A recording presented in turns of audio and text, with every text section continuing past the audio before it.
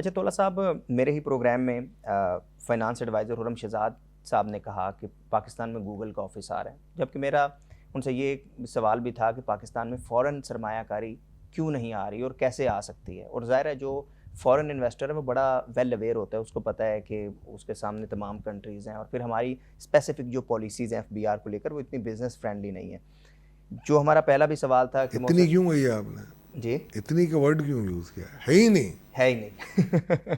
तो जैसे वो मोहसिन नकवी साहब ने कहा ना कि 3-4 बंदे या 2-3 बंदे उठाने की देर है, तो आप क्या समझते हैं कि फ़ॉरेन सरमायाकारी हमारे यहाँ एसआईएफसी भी बनी, तो आप क्या समझते हो कि उसको नताइज क्या मिल पाए? अगर नहीं मिल पाए तो क्यों नहीं मिल पाए और कैसे आ एसआईएफसी को सकती है? फेल किया गया।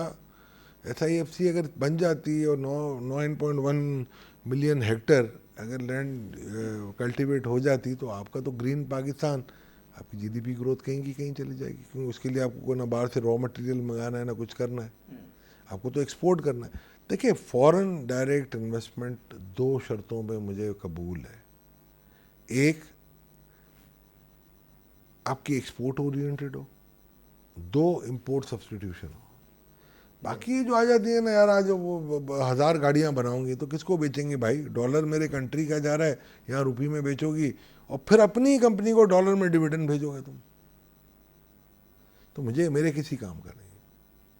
मेरे काम का उस वक्त है कि आप ले आओ एक कंपनी, वो कंपनी आए यहाँ गाड़ियां बना के एक्सपोर्ट कर दे और फिर तू डिविडेंड भी ले जा, मुझे कोई प्रॉब्लम नहीं। गूगल आएगी, क्या करेगी गूगल मुझे बताइए ना। गूगल की एक ऑफिस खुलेगी, जैसे माइक्रोसॉफ्ट की खुली थी, बंद हो गई। खुली तो क्या फर्क पड़ा, बंद हुई तो क्या फर्क पड़ा? जितनी फॉरेन इन्वेस्टमेंट गई है यहाँ से आईसीआई गई है, हेक्स्ट गई है, बहुत सारी फार्मा, बहुत सारी बैंकें गई हैं। क्या कोई ऐसी डील है कि जो किसी ने नुकसान में बेच के गया हो यहाँ पर? और कोई ऐसी डील थी जिसमें कोई बायर ना मिला हो उनको?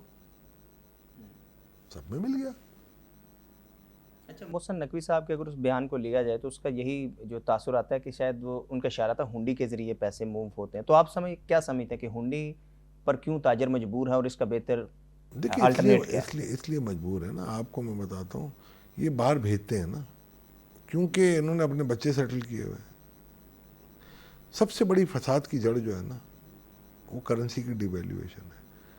और दूसरी बात पता है क्या, मैं आपको बताता हूँ। आप, हुंडी कैसे जाती है? जितने भी हमारे फ्रीलांसर है, ये मैंने आपको बैंक का निज़ाम दिया, उसमें तो हुंडी की ज़रूरत ही नहीं। हुंडी वाला तो पागल हो जाएगा, उसको तो पता ही नहीं है ना।